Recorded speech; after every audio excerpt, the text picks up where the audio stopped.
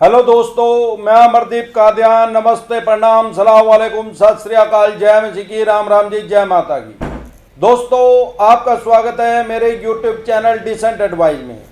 दोस्तों, आज हम बात करेंगे, अगर लोन ईएमआई 1 साल भी पे नहीं की तो कैसे केस एनपीए में नहीं जाएगा। इसके बारे में बहुत से लोगों के मेरे पास मैसेज आ रहे थे, कमेंट आ रहे थे, सवाल आ रहे थे।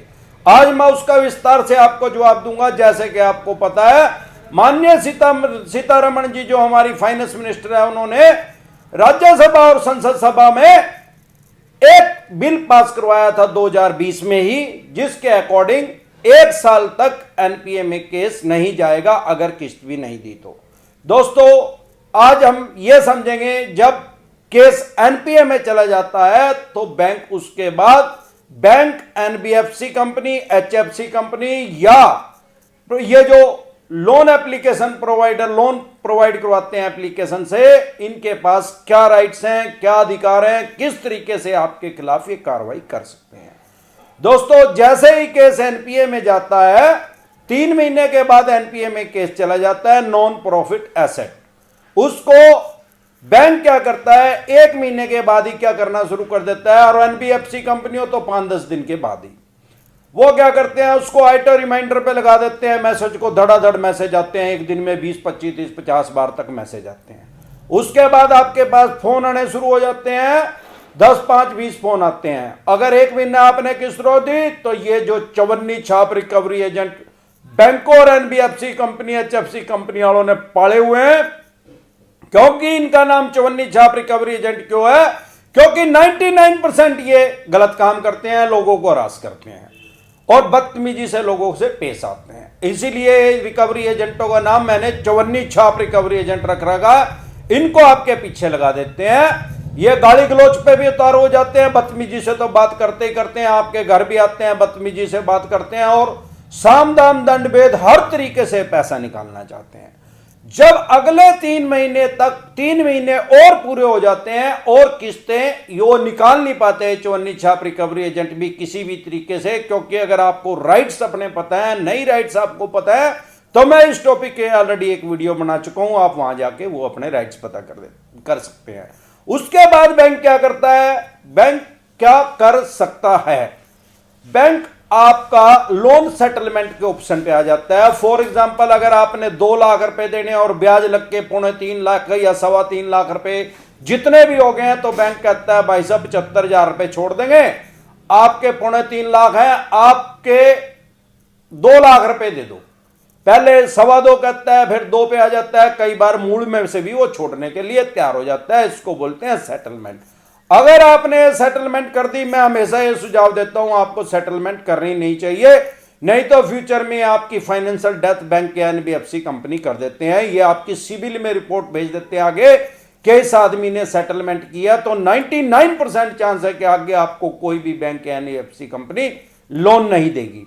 दूसरा ऑप्शन इनके पास क्या होता है कि जैसे अगर आपने सेटलमेंट भी नहीं की तो ये आपके पास एक लीगल नोटिस भेजते हैं कि भाई साहब आपने इतने पैसे देने हैं, इतने दिन का टाइम, 15-20 दिन, कई बार महीने का, अलग अलग कंपनी, अलग अलग बैंक, अलग अलग टाइम वो निर्धारित करते हैं कि हमारा पैसा इतना दे दीजिए, नहीं तो हम कोर्ट में आपके खिलाफ कार्रवाई करेंगे।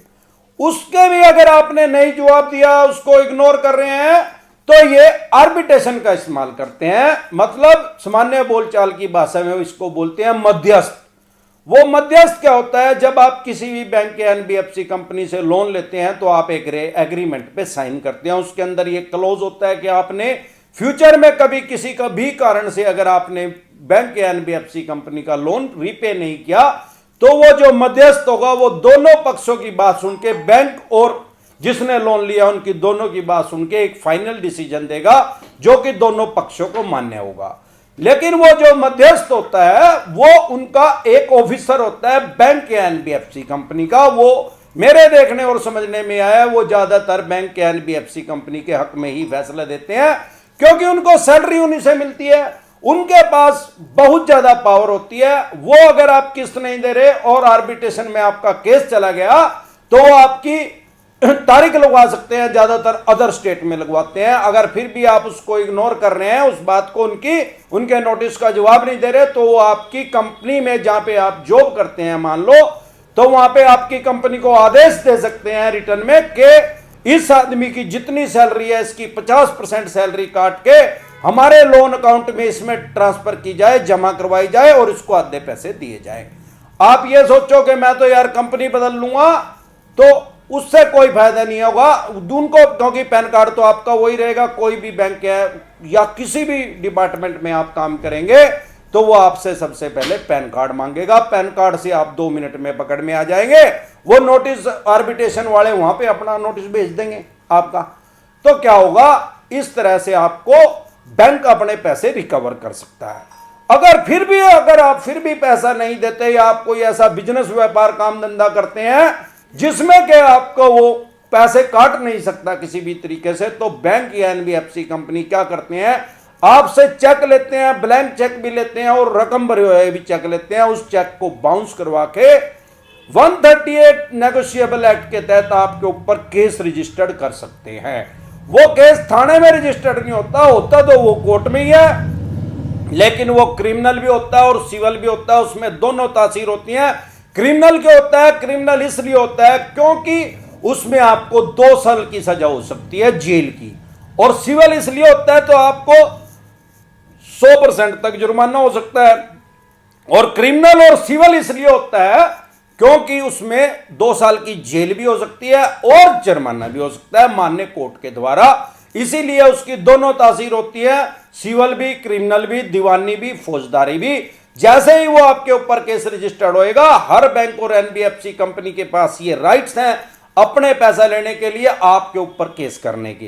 तो वो आपके ऊपर केस कर देते हैं। सबसे पहले आपको अपना एक वकील करना पड़ता है। अब क्योंकि ये क्रिमिनल की श्रेणी में आता है तो आपको सबसे पहले अपनी जमानत करवानी पड़ती है, और वो 4-5 साल वो केस चलता है। फिर भी उसमें आप 100% हारेंगे।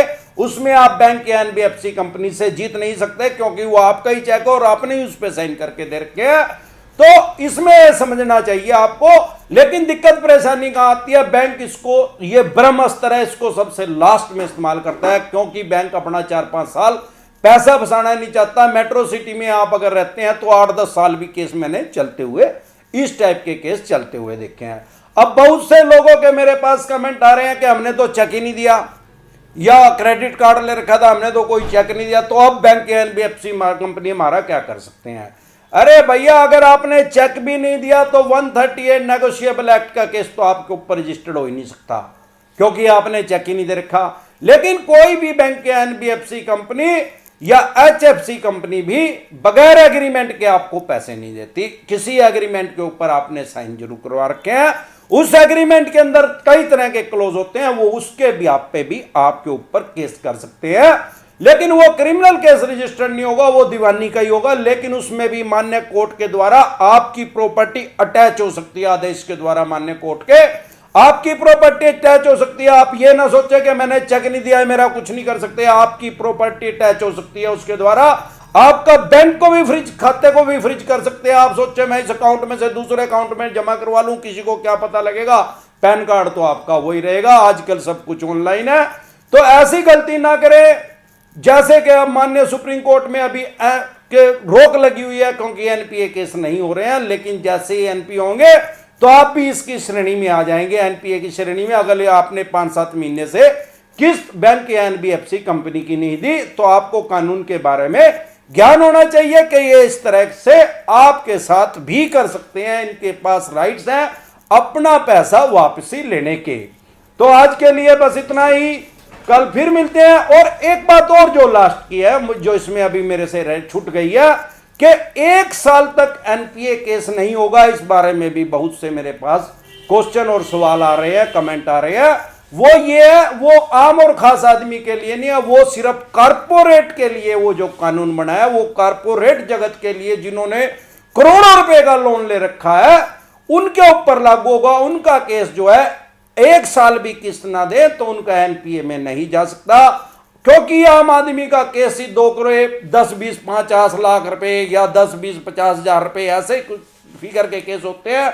आपका कोई इंडिविजुअल लोन है, आपका कोई पर्सनल लोन है, आपका कोई बिजनेस लोन है 10-20 हजार रुपए का है, 10-20-50 लाख रुपए का, तो आपके ऊपर वो लागू नहीं होता। आपके ऊपर 3 महीने की कंडीशन लागू होती है। 3 महीने में आपका एनपीए में डाल दिया जाएगा और फिर यही प्रोसेसिंग बैंक या एनबीएफसी कंपनी आपके ऊपर कर सकती है। इसमें एक ध्यान देने योग्य और बात यह है कि जैसे आपने एग्रीमेंट करा और वो आपके ऊपर केस कर सकती है, तो ऐसा सामान्य आदमी के साथ भी हो सकता है। अगर आपने किसी ने आपको पैसे दिए हैं और आपने उसको रिटर्न में भी नहीं दिया, उसने आपकी फोन पे रिकॉर्डिंग कर ली या व्हाट्सएप पे मैसेज कर दिया और आपने वो मान लिया, एडमिट कर लिया कि मैंने आपके पैसे देने हैं, उसके भी आप पे भी वो मान्य कोर्ट में आपके खिलाफ केस दायर कर सकते हैं और उसमें भी आपकी जो भी कोर्ट सजा देगी, जितनी भी पनिशमेंट होगी फाइनेंशियली, वो आपको भरनी पड़ सकती है। तो आज के लिए बस इतना ही। कल फिर मिलते हैं एक नए टॉपिक के साथ। तब तक के लिए आप मेरे चैनल पे अपना प्यार और आशीर्वाद बनाए रखें। वीडियो अच्छी लगी हो तो प्लीज लाइक करें, शेयर करें, सब्सक्राइब करें